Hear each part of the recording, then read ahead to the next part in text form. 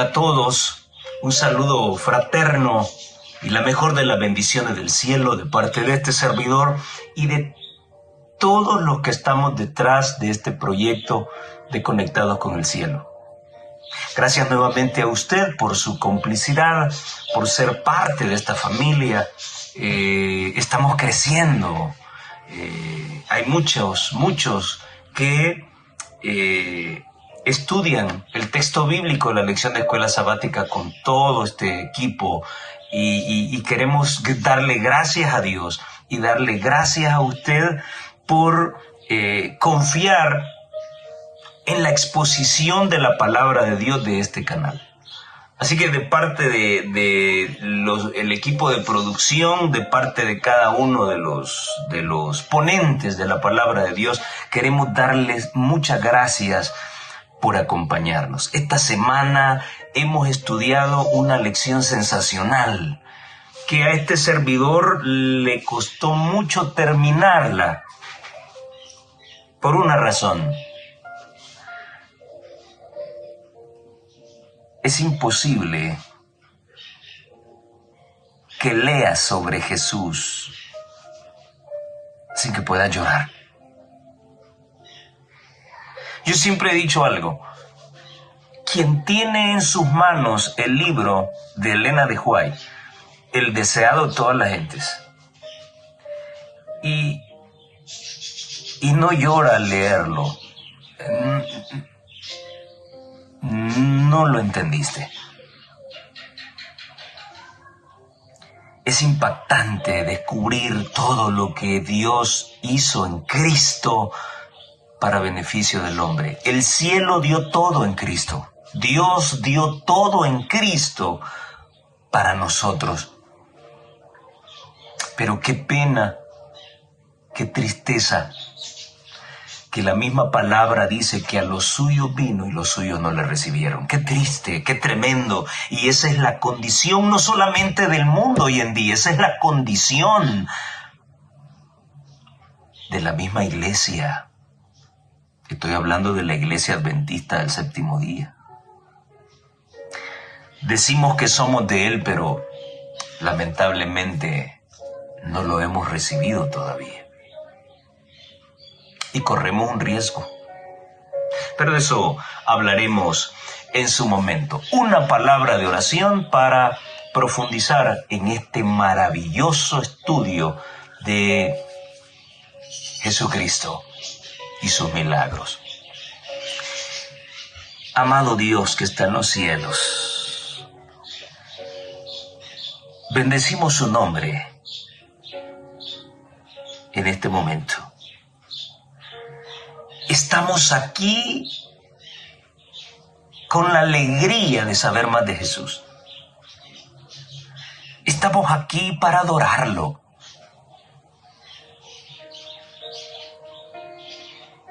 Usted es el centro de la adoración. Usted es el centro de la religión. La pleitesía que a usted se le rinde no se le puede adjudicar a ningún ser humano. Solamente le compete a usted. Hoy, como en cada estudio a lo largo de la semana, queremos suplicar la dirección de su Espíritu Santo. Vamos a hablar de Cristo.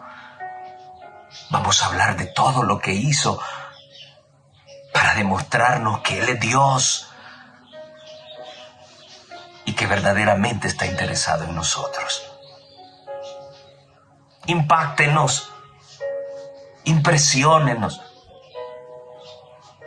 háganos entender de una vez por todas el anhelo que usted tiene por estar con nosotros eternamente en el reino de los cielos. Para que ese mismo anhelo, ese mismo latir de su corazón pueda ser el nuestro y no tengamos nada que ver con el pecado. Pecados por los cuales hoy, en este momento, le pedimos que nos perdone y pueda mantenernos limpios delante de su presencia. No necesitamos un sacerdote falible, mortal, para que escuche nuestra confesión.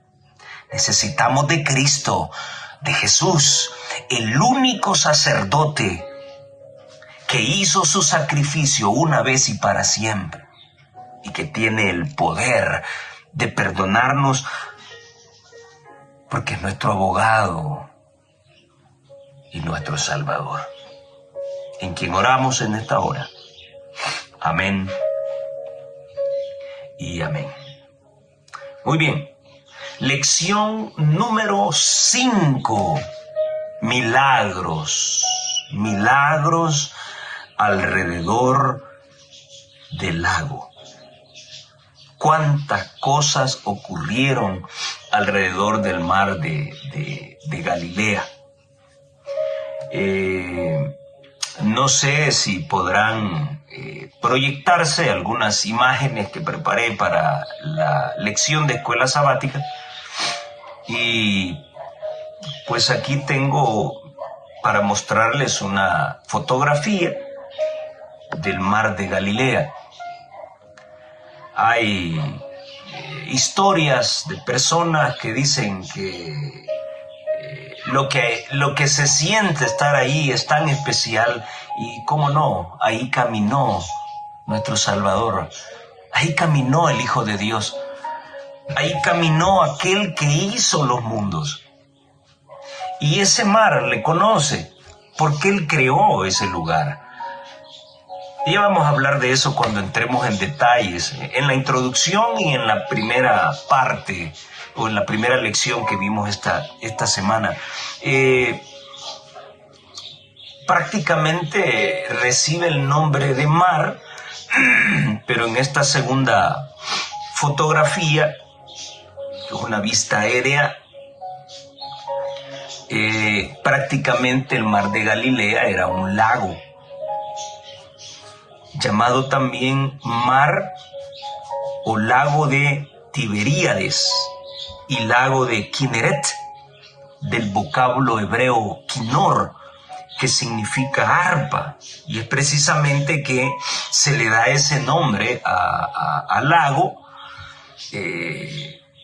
porque tiene esa forma, la forma de un arpa. Ustedes pueden apreciarlo allí en la vista aérea. Es un lago de agua dulce que se encuentra en Israel.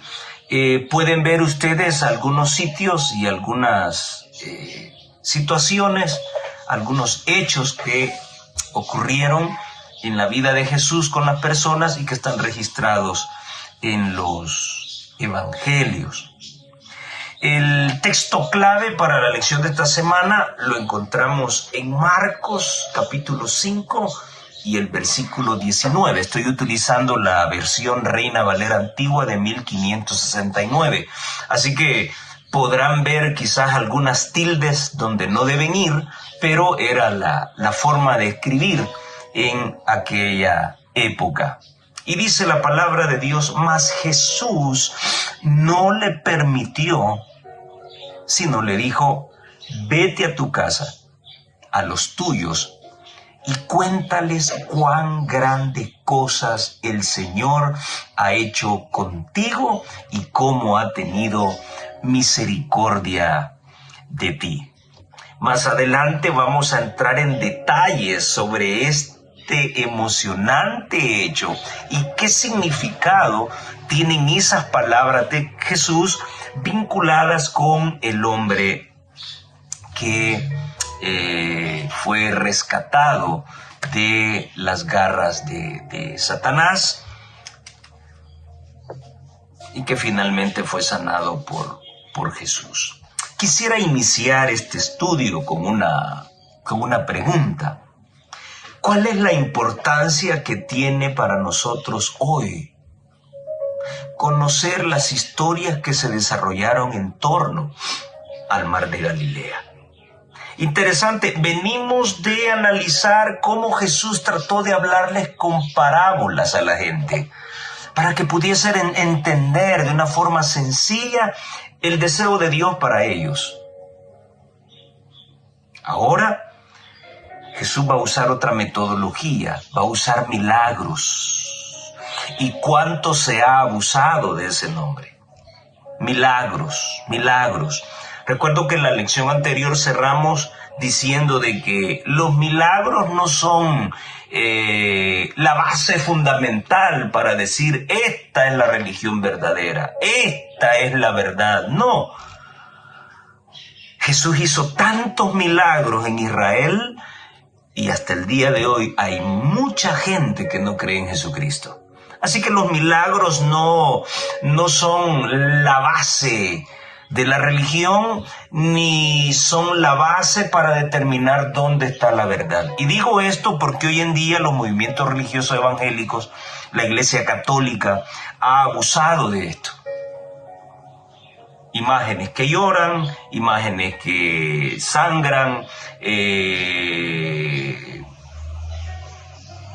imágenes que hacen milagros según el catolicismo romano y todo el espectáculo circense que podemos ver en esos teleevangelistas donde hacen cosas ridículas tratando de venderle un milagro a la gente. Veremos hoy a la luz de la palabra de Dios que Jesús no recurrió a imágenes y Jesús tampoco necesitó soplar sobre la gente, botarlos, hacerlos que temblaran, hacerlos reír a carcajadas o hacerlos hablar en lenguas extrañas. Hoy, a la luz de la palabra de Dios, vamos a analizar 5 o 6 milagros preciosos que no tienen nada que ver en eso. Ahora, Jesús viene de enseñar por parábolas y ahora va a enseñarnos muchas otras cosas más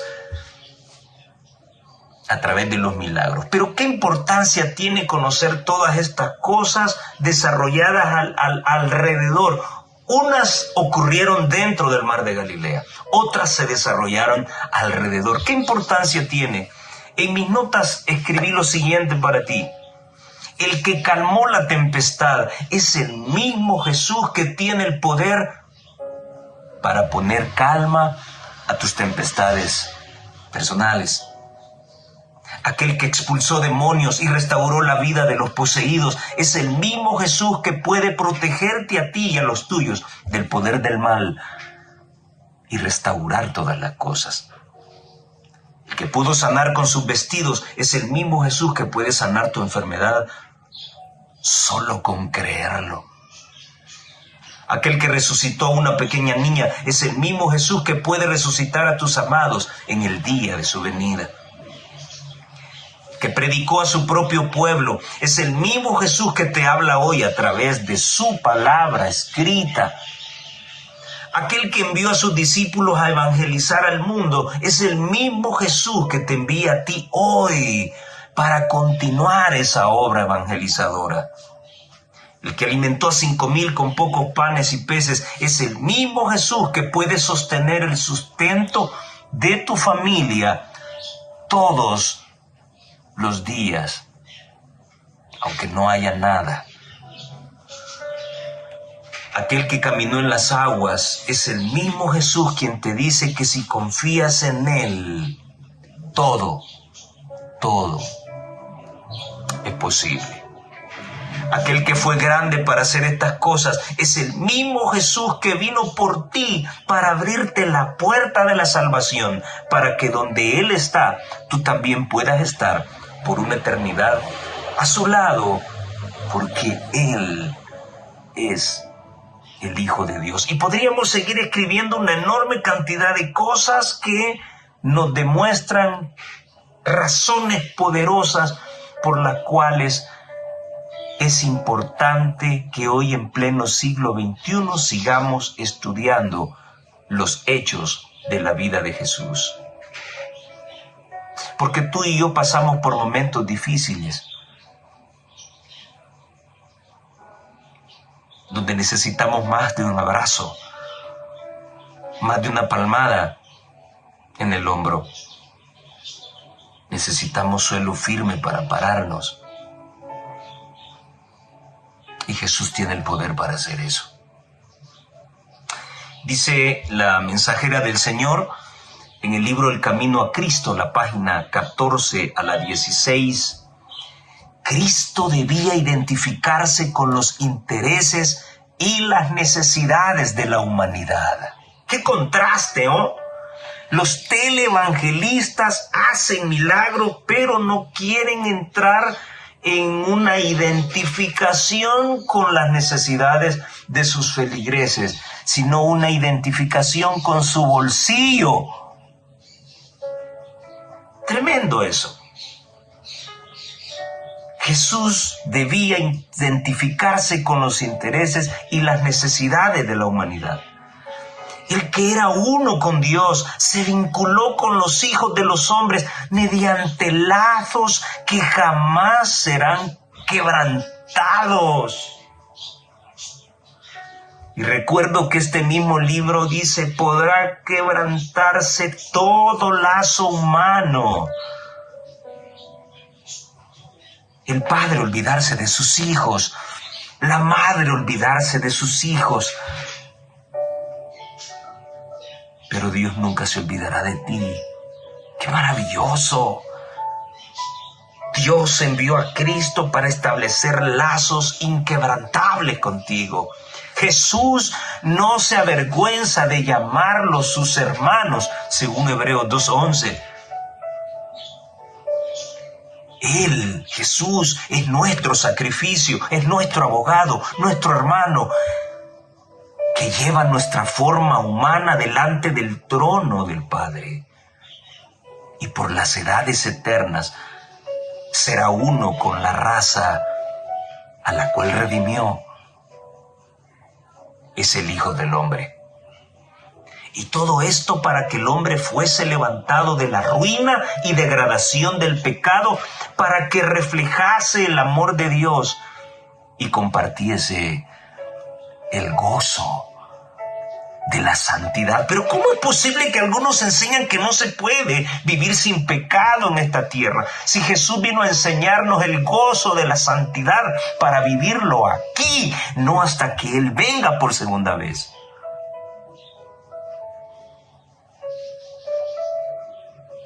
¿Cumplió Cristo su misión? ¿Vino a identificarse con nosotros?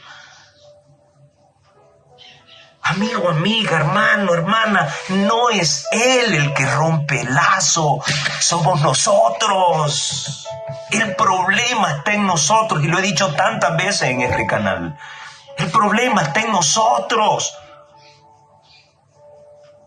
No hemos querido que Él nos recoja y nos cubra, como la gallina lo hace con sus polluelos.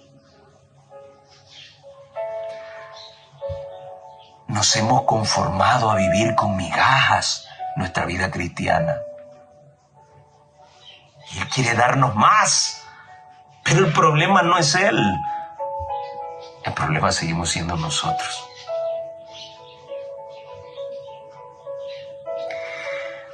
Nuestra primera historia se registra en Marcos 4 del 35 al 41. Calmando una tormenta. Y dice la palabra de Dios, y les dijo aquel día cuando fue tarde, pasemos de la otra parte, y despachando la multitud le tomaron como estaba, en el barco, y había también con él otros barquitos, y se levantó una grande tempestad de viento, y echaba las olas en el barco, de tal manera que ya se henchía, y él estaba en la popa, durmiendo sobre un cabezal, y le despertaron, y le dicen, Maestro, ¿no te importa que estamos a punto de morir? Y levantándose increpó al viento y dijo a la mar, calla, enmudece. Y cesó el viento y fue hecha grande bonanza. Y a ellos les dijo, ¿por qué estáis así amedrentados? ¿Cómo no tenéis fe?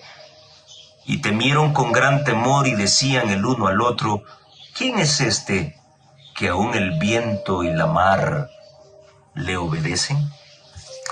Hay 4 cosas que me llaman la atención con respecto a esta escena, con respecto a esto que hemos leído. En primer lugar, me llama la atención el cansancio de Jesús. Casi siempre termino el día diciendo las siguientes palabras: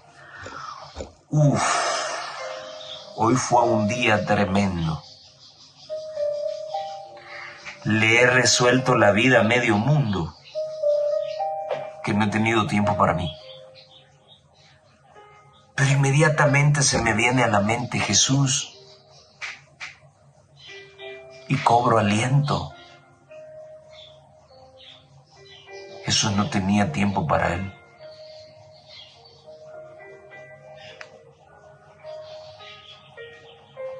Jesús no pensaba en él.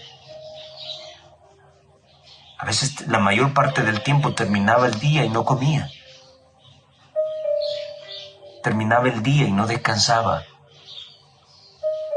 El siguiente día le sorprendía de rodillas, estando con su padre. Y la Biblia no dice que tuvo que retirarse allá, a una montaña, a un convento para santificarse, que es uno de los grandes errores del catolicismo romano. ¿Cómo vas a saber si estás listo para enfrentar la tentación, si estás relegado allá en un convento? Debes vivir en medio de la corrupción para saber qué tan poderosa es tu fe y qué tan fortificado estás. Así que me llama en esta historia la atención el cansancio de Jesús. No viendo televisión, no quemándose los ojos en TikTok o en Facebook, no perdiendo el tiempo viendo una película o perdiendo el tiempo en el estadio, en un partido de fútbol.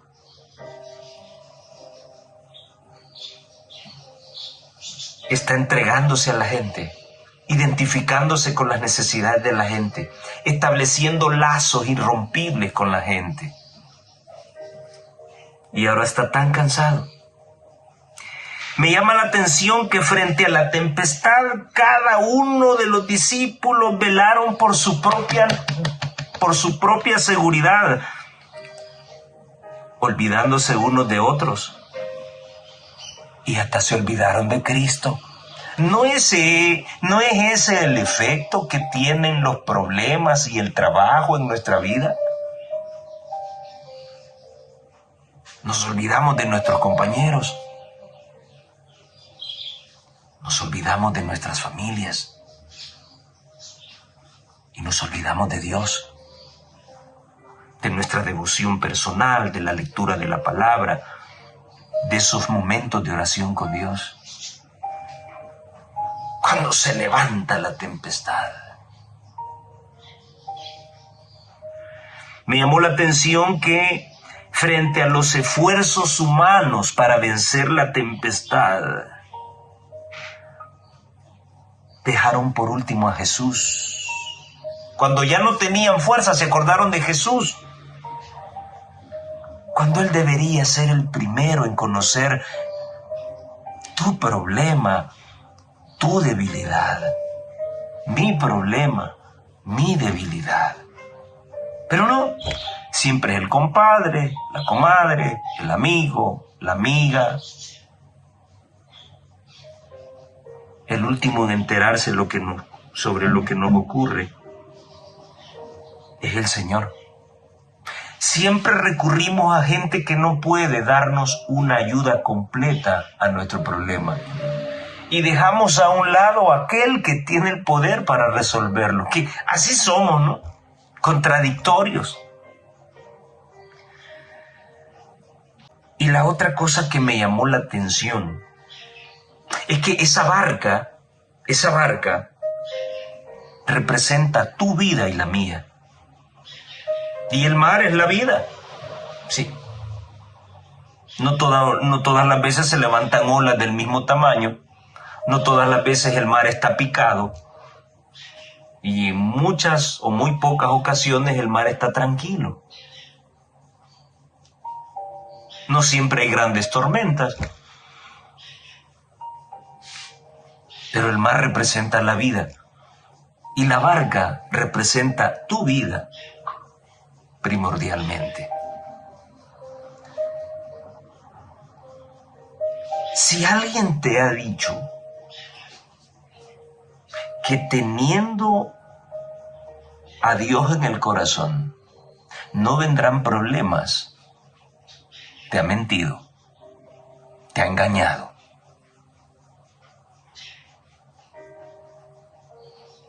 ¿Qué fue lo que les dijo Jesús? ¿Pero por qué están afligidos?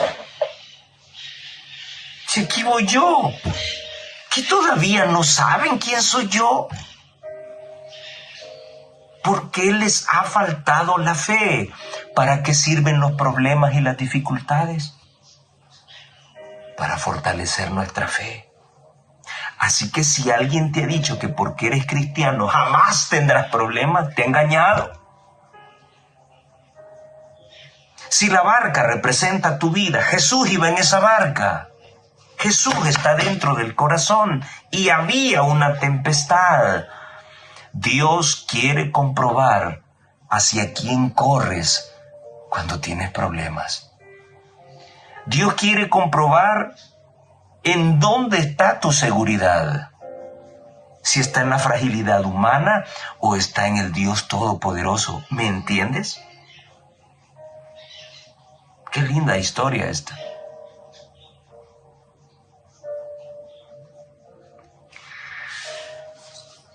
Absortos en sus esfuerzos para salvarse. Oye, qué precioso lo que voy a leerte hoy. Absortos en sus esfuerzos por salvarse. El alboroto que había ahí.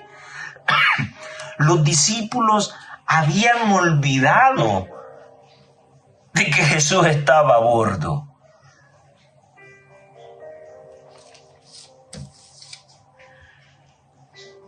¿Cuántos estamos en la iglesia y estamos perdidos, absortos en otras cosas? ¿Cuántos vamos a un culto? ¿Cuántos nos jactamos de pertenecer a un grupo religioso? Pero nos olvidamos de Jesús. ¿Por quién te preocupas para que el programa resulte los sábados? ¿Por quién abres el portón? ¿Por quién llegas temprano? Si eres un diácono, ¿por quién limpias la banca? ¿Por qué barres y trapeas? ¿Por quién lo haces? ¿Por qué es tu responsabilidad? ¿Por agradar al anciano? ¿Por agradar al pastor? Estás equivocado. Debes hacerlo porque lo haces para Dios. Estamos en la iglesia, pero nos hemos olvidado de Jesús. Absortos en sus fuerzas para salvarse. Los discípulos habían olvidado de que Jesús estaba a bordo. Ahora, reconociendo que eran vanas sus labores y viendo tan solo la muerte delante de sí, se acordaron de aquel a cuya orden habían emprendido la travesía del mar.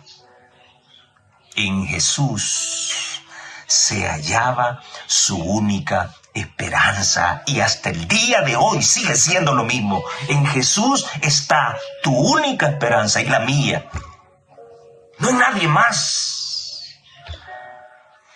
Te pueden defraternizar, pueden borrar tu libro de la iglesia y cuando lo hacen pueden hacerle hoyo a la página, la pueden romper, pero tu esperanza sigue dependiendo de Jesús, no de un hombre, no de un pastor, no de un sacerdote, no de un papa. Grábatelo, que quede claro.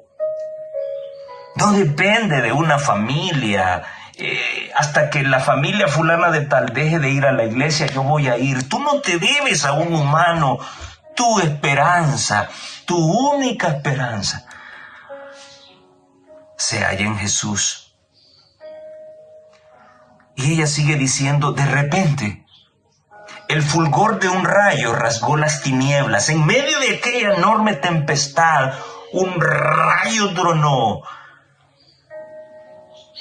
Y vieron a Jesús acostado, dormido, sin que le perturbase el tumulto. Sus clamores despertaron a Jesús.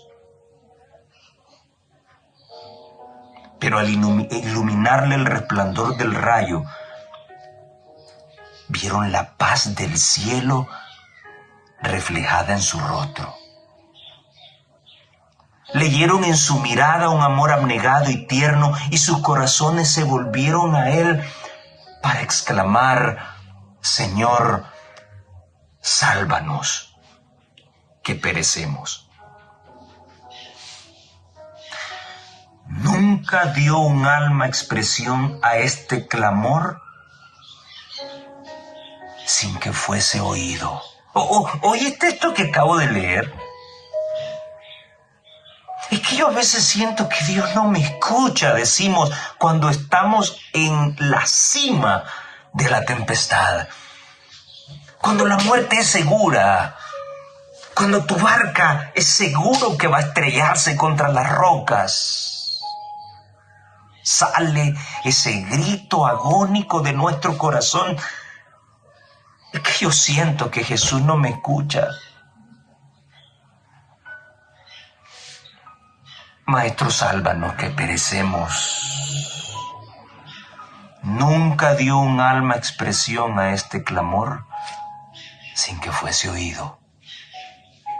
Mientras los discípulos hacían sus remos para hacer un postrer esfuerzo, Jesús se levantó de pie en medio de los discípulos mientras la tempestad rugía. Levantó la mano, tan a menudo empleada en hechos de misericordia, y dijo al mar airado, calla, enmudece. Así como Jesús reposaba por la fe en el cuidado de su Padre, así también hemos de confiar nosotros en el cuidado de nuestro Salvador. Difícil, no me digas que fácil. No me digas que fácil. Por eso es relevante e imperante que estudiemos constantemente las historias de Jesús. Estudiemos estos evangelios para recordar que nuestra fe debe descansar en Dios, para recordar de que Él es nuestra única esperanza, la única. Y que nuestro clamor, aunque pensemos que no es escuchado, Dios siempre lo escucha y dará la respuesta oportuna en su momento. Quiero dejar 2 lecciones para ti. Yo la he titulado Tu confianza en Cristo debe ser profunda. 2 historias similares se parecen porque se dan en el mar, con la diferencia en que una, Jesús va en el barco, y en la otra, Jesús no va en el barco. Dios siempre probará nuestra fe. Porque a través de la prueba, a través de la tempestad, a través de los problemas, nuestro orgullo se desinfla. Y recordamos que no dependemos de nosotros mismos, sino que dependemos de Dios. Así que, si Jesús va dentro de la barca, tranquilo, no te preocupes. Él iba confiado en que su Padre lo guardaría. De igual manera, si Él va confiado, yo debo ir confiado. Difícil, no es fácil. Si Jesús no va en la barca, recuerda que está siendo probado. Él está pendiente de ti. El deseo de toda la gente dice que cuando la barquita salió, en esta segunda historia, cuando Jesús camina sobre las aguas, cuando la barquita salió, dice el deseo de toda la gente, que Jesús vio que en ese barquito iba la esperanza del mundo. Porque después de que Él partiera, serían sus discípulos los encargados de diseminar el Evangelio. ¿Quién envió esta tempestad? ¿Quién levantó la tempestad? Satanás siempre estuvo interesado en destruir a Jesús y a su simiente. Y esta tempestad nos la recuerda. No olvides esto. Con Jesús dentro de tu barca o fuera de ella, recuerda que estás siendo probado. Que cualquiera que sea tu clamor será escuchado, porque el que todo lo ve está pendiente de ti. Bien, vamos a la segunda historia. ¿Puedes oír un susurro por encima de un grito? Es el tema de una de las lecciones. Quiero compartir contigo 9 situaciones que podemos rescatar de esta historia del endemoniado. Imagínate esa tempestad que se levantó. Los pobres discípulos ni pudieron dormir, afligidos con el corazón en la mano, que podían naufragar y perecer esa noche. Me imagino que pudieron dormir muy poco, andaban desvelados. Y ahora llegan a tierra firme y en Gadara y son recibidos por un endemoniado. Tremendo. Aquí se cumple aquel dicho, ¿no? Sale de las llamas para ir a caer a las brasas.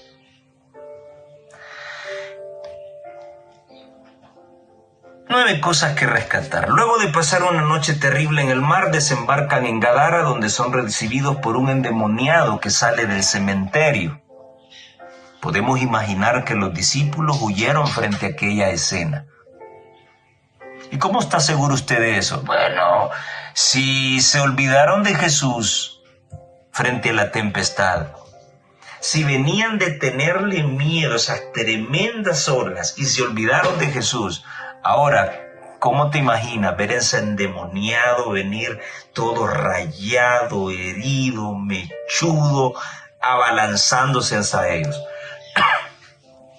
Con las cadenas que daban la apariencia de que habían sido rotas por él mismo, tenía una fuerza indescriptible y pues me imagino que los discípulos, patitas para que te quiero.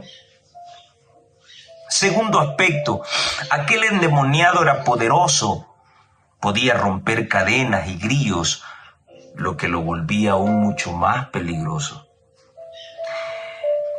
Tercer aspecto, este endemoniado se causaba daño a sí mismo, lo que daba la impresión que él no tendría respeto por quien quiera que se atravesara por su camino. Hasta este momento, ¿te das cuenta lo que Satanás quiere hacer contigo y conmigo?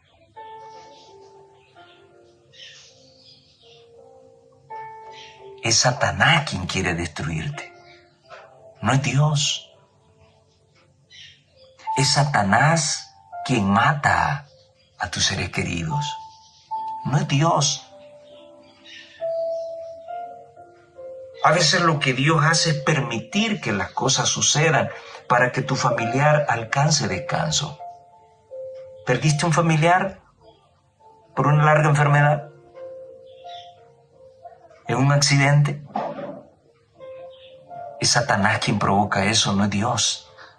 Es que Dios lo sabe, decimos. Sí, Él lo sabe, pero no es Él quien lo produjo. Y a veces Él permite que ocurran ciertas cosas para nuestro crecimiento. El cuarto aspecto, en un breve momento de lucidez, en esa lucha interna que se da en el corazón espiritual, esa lucha entre la sobriedad y la perdición, la lucha entre el raciocinio y la irracionalidad. En un escaso segundo de lucidez, este endemoniado alcanzó a ver a Jesús y corrió hasta él y se postró en tierra y le adoró. Hermano católico que me escuchas, tú puedes leer la Biblia desde Génesis hasta Apocalipsis y te darás cuenta que en el ritual hebreo, en el santuario, jamás se habla de que el penitente se arrodillaba delante del sacerdote. Jamás. Jamás. El libro de Apocalipsis habla de que Juan quiso adorar, se arrodilló. Vean que el arrodillarse frente a alguien está vinculado con adoración, con respeto máximo. Y el ángel en 2 ocasiones le dice, no, mira, no lo hagas. Adora a Dios.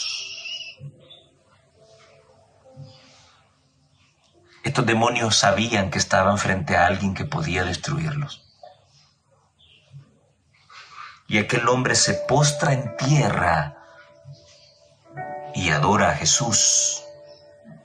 Sí, amigo católico, ahí andaba Pedro, pero no se arrodilló frente a Pedro, se arrodilló delante de Jesús. María no estaba allí. El endemoniado no se acercó a María para pedir audiencia y llegar a Jesús. El endemoniado vio a Jesús y se arrodilló y lo adoró. Quinto aspecto, en medio de tanto demonio, Jesús podía escuchar el susurro agónico de la víctima, quien deseaba ser libre. ¿Cuál es nuestra actitud frente a un drogadicto? Frente a una prostituta, frente a un borracho? O no sé si alguna vez ha estado frente de un caso de endemoniados. ¿Logramos escuchar el grito agónico de la víctima? Quiero ser libre. Ayúdame. En medio de las voces de los demonios. Yo no. Y esta lección me hizo reflexionar mucho en ello. Quizá en algunas ocasiones me he burlado de borrachos y drogadictos, cuando en el fondo, desde el fondo de su miseria, de su irracionalidad, de su posesión demoníaca, me quiere decir, ayúdame a salir de esto. Qué precioso era Jesús, ¿no? Sexto aspecto, los demonios le piden a Jesús que les permita ir a los puercos.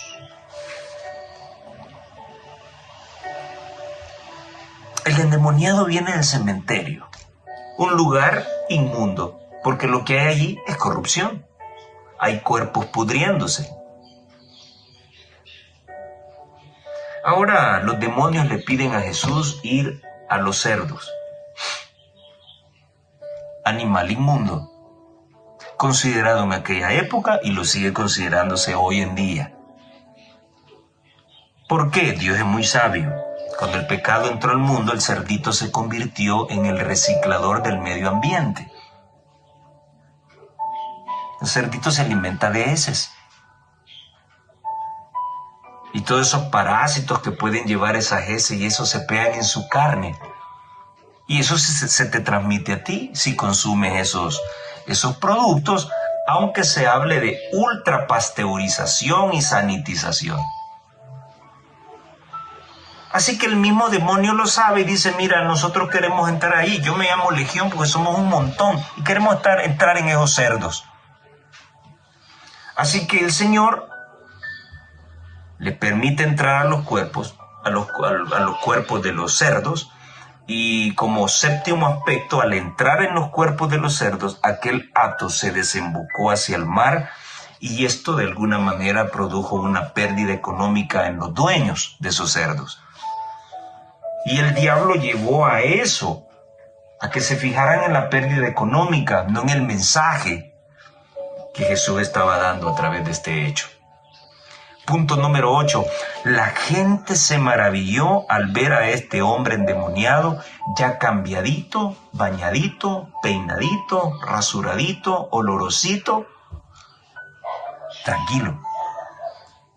Se maravillaron nada más, pero le pidieron a Jesús que se fuera. Y punto número 9, y aquí entra ya en consideración nuestra lectura bíblica de hoy. Aquel hombre le pidió a Jesús andar con él, pero Jesús le dijo que no. Pero ¿cómo es eso? Jesús viene a salvar, viene a cambiar la vida. ¿Por qué no permite que yo le siga? ¿Que acaso los dos eran exclusivos? ¿Por qué Jesús no le permitió ir? Bueno, recordemos lo que aprendimos esta semana. La gente se fijó en la pérdida económica porque Satanás llevó su vista a ese acontecimiento, no a la sanidad total que Dios le dio a ese hombre. Así que le rogaron a Jesús de que se fuera, que ellos no querían problemas. Si Jesús se va y le dice a este nuevo discípulo, vente, embárcate con nosotros y vamos a predicar el evangelio. ¿Quién hubiese predicado en Gadara? Muchos estaban molestos con Jesús por la pérdida de los cerdos, por la desestabilización económica. Y a quien menos escucharían es a Jesús, el destructor de la economía de la nación.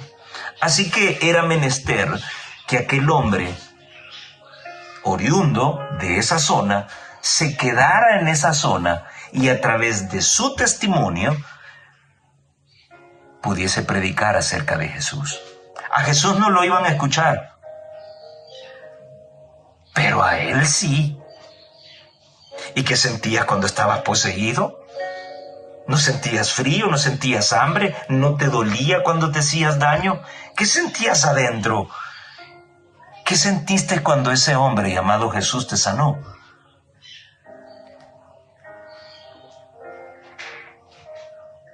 A veces habrá que estudiar el contexto de lo que Jesús hace. Jesús le dice, no puedes ir conmigo. No porque Jesús no quisiera que fuera con él. Jesús sabía muy bien que esa era un alma salvada. Pero era menester que se quedara y era necesario que se quedara allí, porque él en sus hombros descansaría la responsabilidad de hablar del hombre que le salvó. ¡Qué maravilloso! Jesús tenía todo bajo control. Y a través de esta historia, a través de este ejemplo, fue mucha la gente que conoció de Jesús. Cristo lo puede arreglar todo. Mira lo que dice la sierva de Dios en los lugares celestiales, página 19. Nuestro divino Señor es suficiente para cualquier emergencia. Nada es imposible con Él. Ha mostrado su gran amor por nosotros al vivir una vida de abnegación y sacrificio y al morir una muerte de agonía. Ir a Cristo, tales como sois, débiles, impotentes y listos para morir, depender plenamente de su misericordia. No hay dificultad interna o externa que no pueda ser vencida con su fortaleza. Algunos tienen temperamentos tempestuosos, pero aquel que calmó al tormentoso mar de Galilea dirá al corazón turbado: calla, enmudece. No hay ninguna naturaleza tan rebelde que Cristo no pueda subyugar. Ningún temperamento tan tempestuoso que no pueda aplacar. Si el corazón está entregado a la guardia de Cristo. El que encomienda su alma a Jesús no tiene por qué desanimarse. Tenemos un Salvador todopoderoso. Mirando a Jesús, el autor y consumador de nuestra fe, podéis decir: Dios es nuestro amparo y fortaleza, nuestro pronto auxilio en las tribulaciones. Por tanto, no vamos a tener miedo, aunque la tierra tiemble y se traspasen los montes al corazón del mar, aunque bramen y se turben sus aguas y tiemblen los montes a causa de su braveza. No vamos a tener miedo, porque Él es nuestro amparo y fortaleza. No vamos a tener miedo a lo que nos pueda hacer el hombre, porque Él es nuestro amparo y fortaleza en todo momento. El interés de Cristo por ti es más profundo que cualquier interés humano. Yo quisiera, por favor, que cuando estés atravesando por problemas difíciles o por situaciones que traen desánimo a tu vida, y cuando creas que todo está perdido, por favor, en el nombre de Jesús, acuérdate de esta lectura que voy a darte hoy. La fortaleza de toda alma reside en Dios y no en el hombre. La nueva era enseña de que la resolución a tus problemas está dentro de ti. La Biblia me enseña que la solución a mis problemas está fuera de mí, no está en el hombre. La fortaleza del hombre está en Dios, no en sí mismo, ni en sus semejantes. La quietud y la confianza han de ser la fuerza de todos los que dediquen su corazón a Dios. Cristo no manifiesta un interés casual en nosotros. El suyo, su interés es más fuerte que el de una madre por su hijo. ¡Guau! La esposa puede olvidarse del esposo, el esposo de la esposa, el padre olvidarse de sus hijos, pero una mamá que fue quien los tuvo 9 meses en el vientre y los parió. Si también ella puede olvidarse de ti, su interés por ti puede quebrarse. Pero el interés que Cristo tiene por ti es más fuerte que el de la madre por su hijo. ¡Qué maravilloso ejemplo! El amor de Dios comparado con el amor de una madre. Sí, pero tu mamá se puede olvidar de ti, sí, pero Dios jamás se va a olvidar de ti. Nuestro Salvador nos ha comprado mediante el sufrimiento y el dolor humanos, mediante el insulto, el reproche, el maltrato, la burla, el rechazo y la muerte. Por eso es que no puede olvidarse de ti, porque ha sido comprado con precio. Él vela por ti, tembloroso Hijo de Dios.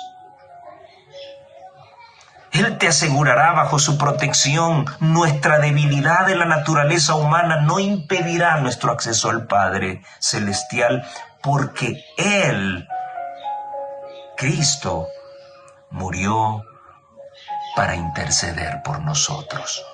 Hijos e hijas de Dios, página número 79. ¡Qué maravillosa lectura! ¡Qué sabrosa esa lectura! El interés que Cristo tiene por ti es más profundo que el interés que puede tener por ti tu propia mamá. Maravilloso. Incomprensible el amor de Dios. Profundo. ¿Qué vio en mí? ¿Qué vio en ti? Algo que nosotros mismos no podemos ver. ¿Qué es lo más que nos queda?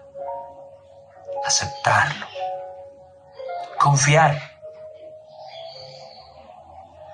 Y responder con amor a su amor tan fiel. En nuestra siguiente historia, la hija de Jairo, registrada en Marcos 5 del 21 al 24 y luego interrumpida por otra historia. Finalmente, la resurrección de la hija de Jairo continúa en los versículos del 35 al 43. Ya está claro el rencor y el odio que el Sanedrín sentía con Cristo. Jairo era miembro del Sanedrín. Era un príncipe del Sanedrín. Pero, ¿qué es lo que un hombre poderoso sería capaz de hacer en la vida de su hija moribunda?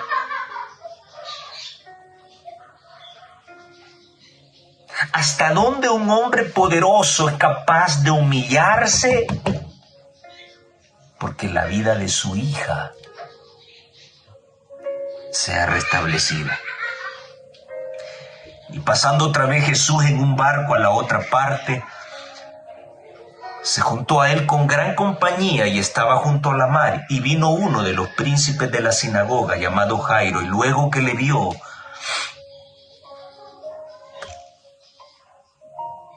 se postró a sus pies. ¿Cómo? ¿Un miembro del Sanedrín? Con todo lo que conocemos del Sanedrín judío, con el rencor y el odio que tenían contra Cristo, ahora podemos ver que el poder de Jesús era trascendental, capaz de romper el orgullo más duro, pero del alma, que permite una transformación. Porque Caifás y Anás nunca permitieron esa transformación.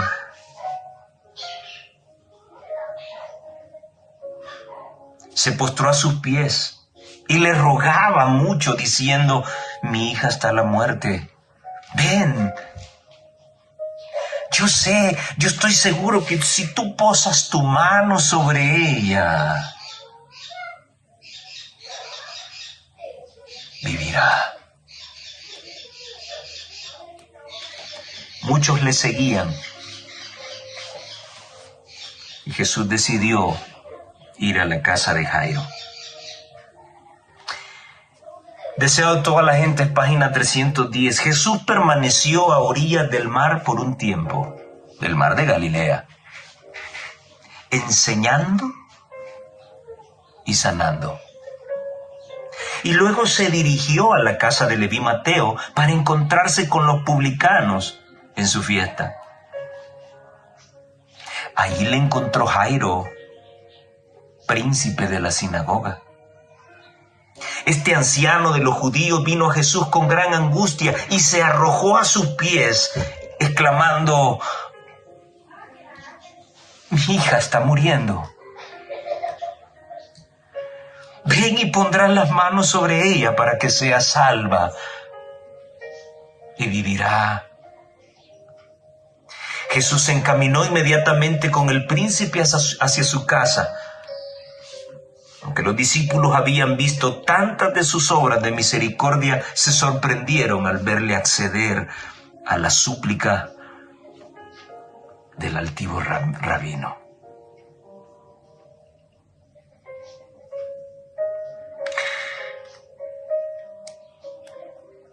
Jairo estaba seguro que Jesús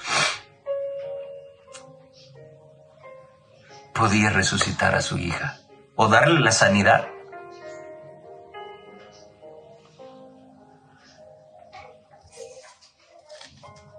Hasta dio el método y la forma. Si tú pones su mano, ella vivirá.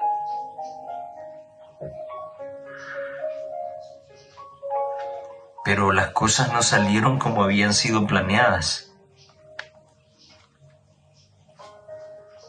Alguien retardó el tiempo. Y esta es la otra historia que encontramos en Marcos capítulo 5, del 25 al 34. Yo le he llamado el toque de la fe. Una mujer atormentada por una enorme cantidad de años con un flujo de sangre. Me imagino que con un caso de anemia profunda, perdiendo hierro a través de la sangre, gastando todo lo que tenía, sufriendo por los médicos, como lo dice la palabra, engaños, sobornos, dándole medicamentos que no podían hacer nada por ella. Lo perdió todo.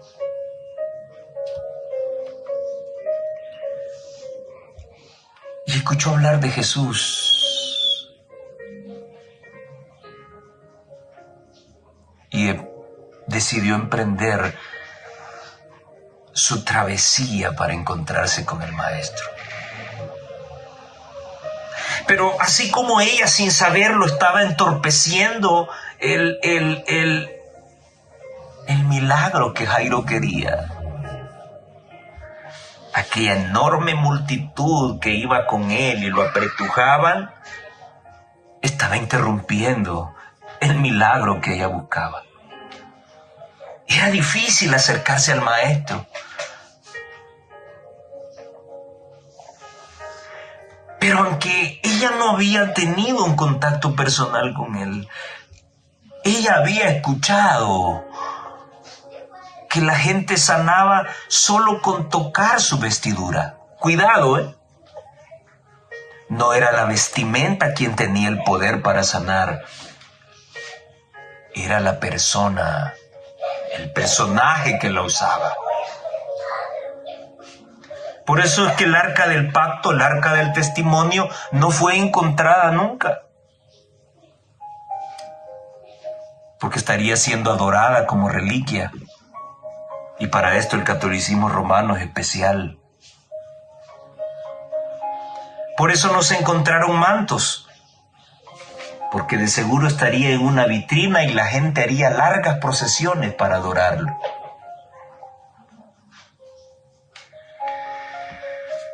El famoso manto donde está el rostro de Cristo, bueno, conociendo a la curia romana, le salió muy bien el invento. Pero bien,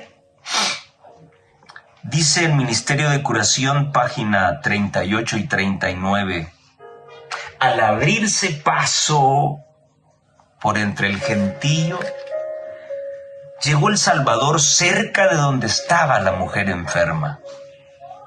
Ella había procurado en vano una y otra vez acercarse a él. Ahora había llegado su oportunidad, pero no veía cómo hablar con él.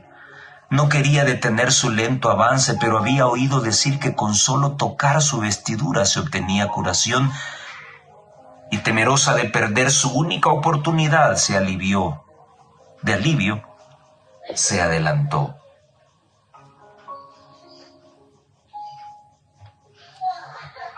Yo no sé si tú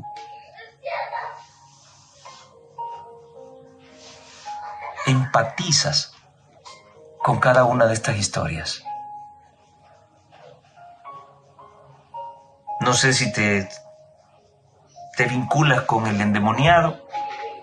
No sé si te vinculas con los discípulos luchando con la tempestad.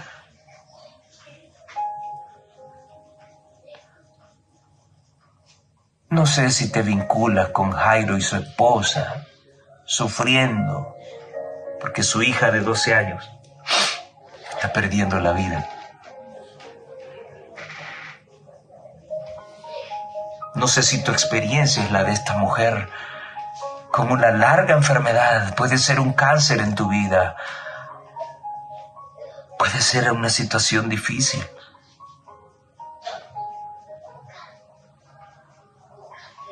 ¿Qué serías capaz de hacer por encontrar la sanidad?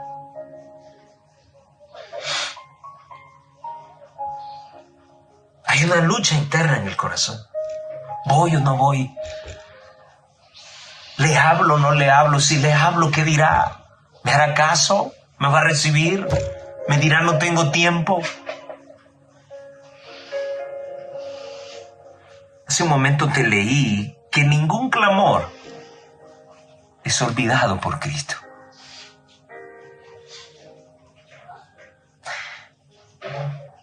Cristo conocía todos los pensamientos de ella y se dirigía hacia ella. Comprendía él la gran necesidad de la mujer y le ayudaba a ejercitar su fe. Jesús sabía lo que estaba ocurriendo. Y en su camino hacia la casa de Jairo, él desvió su curso para acercarse a la mujer porque iba a dejar una tremenda enseñanza. La Biblia dice claramente, literalmente, que la gente apretaba a Jesús. Al pasar él, se le adelantó la mujer y logró tocar apenas el borde de su vestido. En el acto, notó que había sanado. En aquel único toque habíase concentrado la fe de su vida e inmediatamente desaparecieron su dolor y su debilidad. De repente, el maestro se detiene y hace una pregunta tan absurda para sus discípulos. ¿Quién me ha tocado? Pero maestro, ¿por qué preguntas eso? Si la gente te va apretando. ¿Por qué preguntas quién me ha tocado si hay varios que van apretujándote? No, dice Jesús. Virtud salió de mí. Amigo, amiga, hermano, hermana que me escucha, ¿será esta nuestra situación? Decimos que somos cristianos, apretamos las cosas celestiales, tenemos la Biblia, leemos todo el día. Pero no creemos en Cristo. Todos los que andaban apretando a Jesús no tenían fe. Y por eso Jesús preguntó, ¿quién me tocó? Porque él no quería que esa experiencia pasara por alto. Quería demostrarles que la fe hace una tremenda diferencia. La página 39 y 40 del Ministerio de Curación dicen: viendo ella que no podía ocultarse cuando Jesús preguntó que quién le había tocado, la mujer se adelantó temblando y se postró a sus pies. Con lágrimas de gratitud le dijo, en presencia de todo el pueblo, por qué había tocado su vestido y cómo había quedado sana en el acto. Temía que al tocar su manto hubiera cometido un acto de presunción, el hecho de presumir de Jesús. Yo lo toqué y fui sana. Pero ella no llevaba ese espíritu. Pero ninguna palabra de censura salió de los labios de Cristo. Con dulzura le dijo, hija, tu fe te ha salvado, ve en paz. Cuán alentadoras le resultaron esas palabras. El temor de que hubiera cometido algún agravio ya no amargaría su gozo.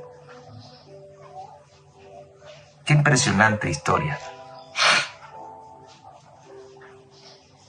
No había censura en las palabras de Jesús. ¿Hay censura en tus palabras, amigo pastor, amigo anciano, amigo laico, amigo feligrés?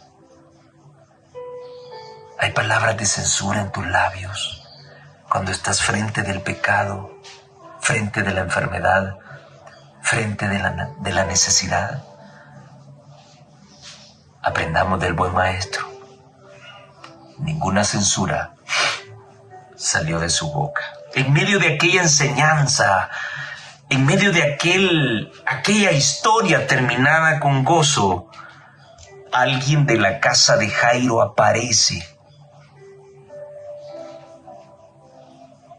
para decirle a Jairo que lo inesperado había ocurrido. Hablando aún él, vinieron de casa del príncipe de la sinagoga diciendo: tu hija es muerta. ¿Para qué fatigas más al maestro?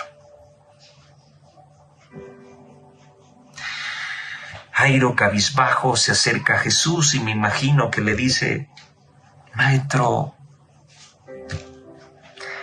yo te agradezco por el tiempo que tomaste para escucharme y poner atención a mi solicitud.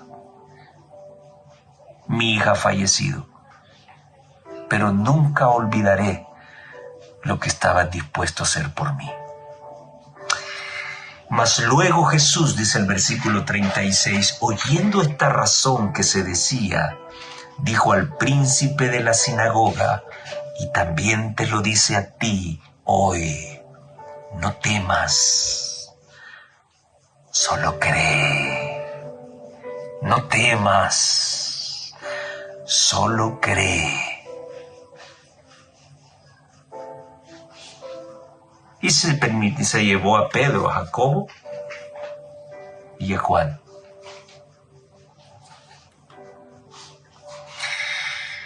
Entrando en la casa, había gente llorando. Y Jesús ahora viene y va a decir algo insólito. ¿Por qué lloran? ¿Cuál es el alboroto? La muchacha no está muerta, está dormida. La muerte para Jesús es como el sueño. Y como ocurre hoy, que se inventan tantas cosas que cuando mueres vas al cielo inmediatamente, o si eres malo vas al infierno inmediatamente, así como esa es una forma de burla a la verdad. La gente se burló de lo que Jesús dijo. Jesús les dijo: sáquenos a todos. Solo déjenme con lo que he traído y déjenme con su padre y con su madre. Y entonces Jesús se acerca a la niña y le dice, tomándole la mano: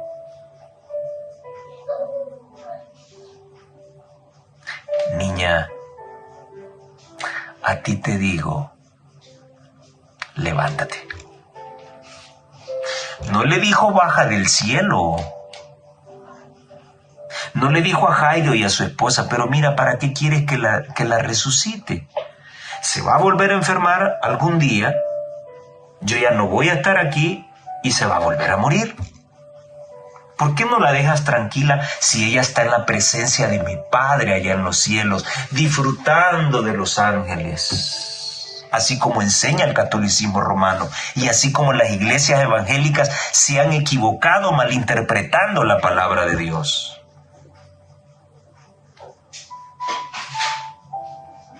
Jesús fue a la casa de Jairo, tomó a la niña y le dijo: a ti te digo, levántate. Sus palabras fueron nuevamente aliento de vida para aquella jovencita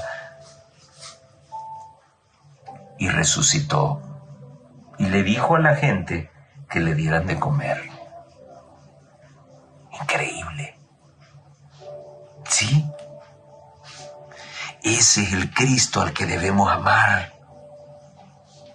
No al que te presenta tu pastor o tu cura en la iglesia. No, el Jesús de las Escrituras, sin censura en sus labios, estableciendo lazos profundos de amistad con los pecadores. Pero qué triste que en Marcos 6, del 1 al 6 y del 7 al 30, el pueblo de Israel, viendo todas estas maravillas, teniendo la luz delante de su rostro,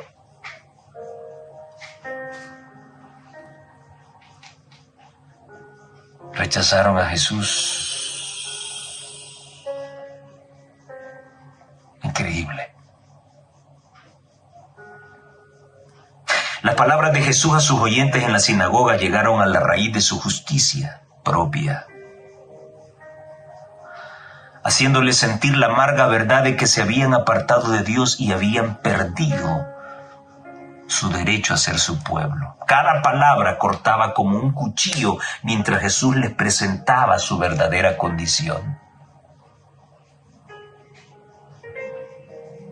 Ahora despreciaban la fe que al principio les inspirara. No querían admitir que aquel que había surgido de la pobreza y la humildad fuese otra cosa que un hombre común. Este es el cipote que andaba allá. Este es hijo de María y de José. ¿Algo bueno puede salir del lugar donde nació? Y hasta el día de hoy piensan así. Su incredulidad engendró malicia. Satanás los dominó y con ira clamaron contra el Salvador. Se habían apartado de aquel cuya misión era sanar y restaurar, y ahora manifestaban los atributos del destructor. ¿Cómo es posible que el pueblo de Dios estuviera, estoy hablando del Israel antiguo, cómo es posible que ese pueblo pudiese darle la espalda al hombre que les dio tantos bienes? Sí, es posible. Lo mismo ocurre hoy. Tú y yo no terminamos por aceptarle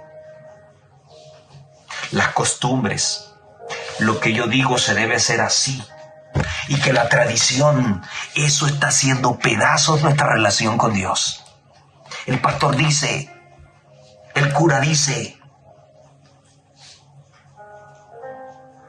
Y el centro de la fe no es así dice Jehová. No, todo se está arruinando, se está ensuciando. Y el problema es que corremos el mismo riesgo que Israel. No ser más el pueblo de Dios.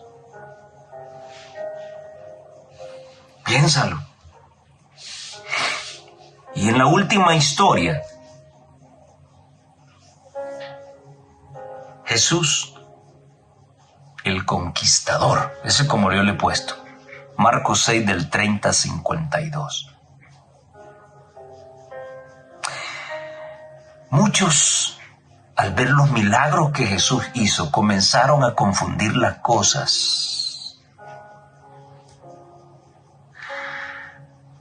y empezaron a ver a Jesús con ojos políticos, como un libertador que vendría a traer paz a su tierra,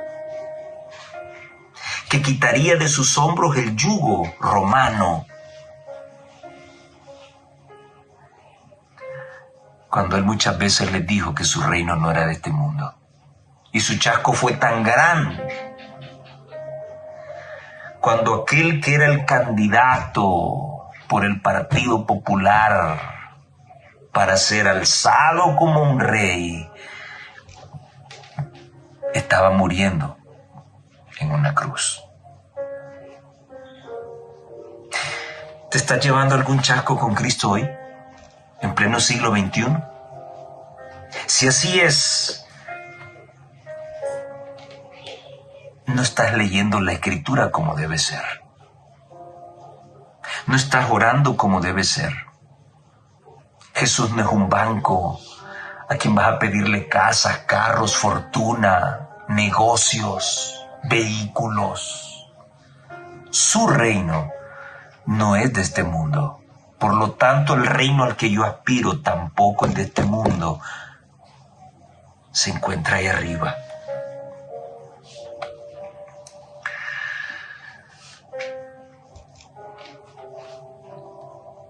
Cuando Jesús miraba a la gente que le seguía, notó que había un vacío en sus corazones.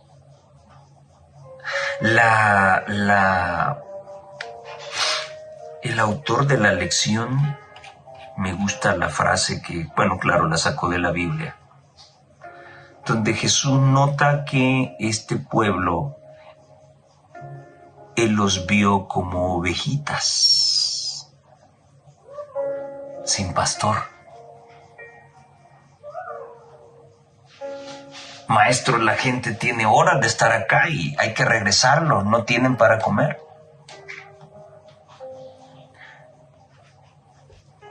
Denle ustedes que comer.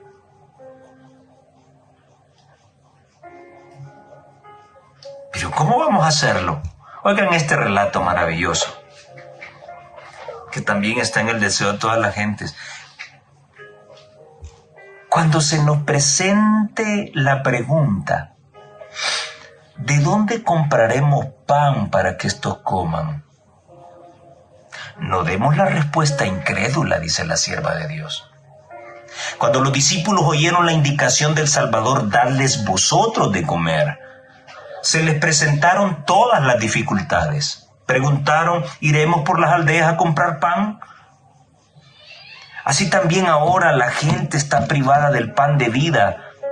Y los hijos del Señor preguntan, ¿mandaremos llamar a alguno de lejos para que venga y los alimente? ¿Pero qué dijo Cristo? Hacer recostar la gente, y allí los alimentó. Así, cuando estemos rodeados de almas menesterosas, sepamos que Cristo está allí. Pongámonos en comunión con Él, traigamos nuestros panes de cebada a Jesús.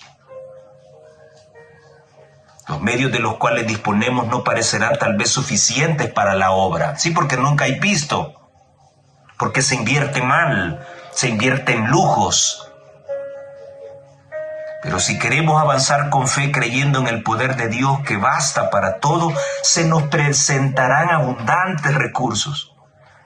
Si la obra es de Dios, Él mismo proveerá los medios para realizarla.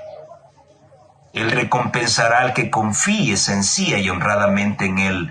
Lo poco que se emplea sabia y económicamente en el servicio del Señor del cielo se multiplicará al ser impartido. Me llama la atención la expresión de Jesús. Parecen ovejas sin pastor.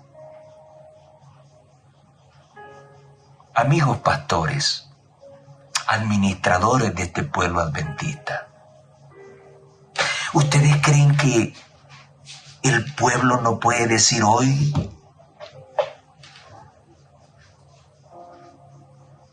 el pueblo adventista no tiene pastores porque están empecinados en el enriquecimiento, en las finanzas? Ya la vida espiritual, los problemas matrimoniales, la rebeldía de los hijos, ya no son temas que trata un pastor.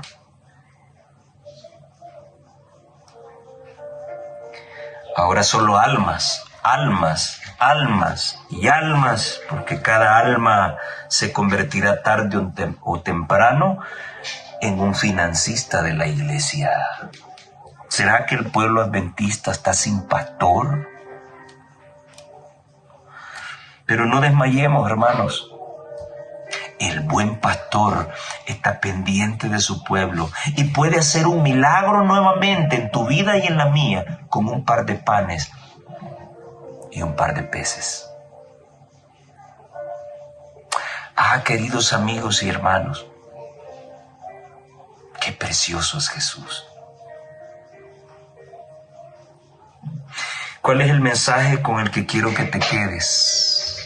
No importa cuál sea la necesidad que pases, Cristo apareció para salvarte y traer felicidad a tu vida, aún en medio de los problemas. Recuerda la diapositiva que te puse. Cristo en la barca y Cristo fuera de la barca. Cualquiera que sea la situación, confía ciegamente en Dios, no en el hombre, y tendrá paz y será feliz. Que el Señor te bendiga ricamente y nos vemos en la próxima.